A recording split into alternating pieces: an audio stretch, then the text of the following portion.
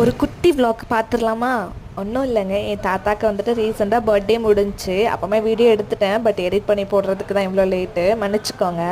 இப்போ உள்ள பசங்க தாங்க பர்த்டே வந்துட்டு ஆடம்பரமாக கொண்டாடுறாங்க. ஆனால் அந்த காலத்தில் உள்ளவங்கலாம் கேட்டாங்கன்னா பிறந்த நாளை வந்துட்டு ஒரு இதுவாகவே நினைக்க மாட்டாங்க. அதே மாதிரி தான் எங்கள் தாத்தாவும். அவங்க வந்து பார்த்திங்கன்னா 90s கிட்ஸு.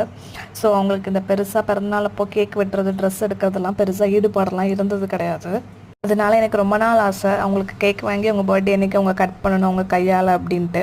என்கிட்ட இருந்த நான் சேர்த்து வச்சிருந்த சேவிங்ஸில் இருந்து குட்டியாக ஒரு கேக்கும் கையில் ஒரு 200 ரூபாவும் கொடுத்தேன். ரொம்ப எமோஷ்னல் ஆகிட்டாங்க. எனக்கும் ஒரு செகண்டில் கண்ணு கலங்கிட்டு, ஏதோ என்னால் பெருசாக முடியாதனாலும் சின்னதாக பண்ணிட்டேன். இதே மாதிரி நீங்களும் உங்கள் தாத்தா பண்டிகை கண்டிப்பாக பண்ணுங்க, ரொம்ப சந்தோஷப்படுவாங்க.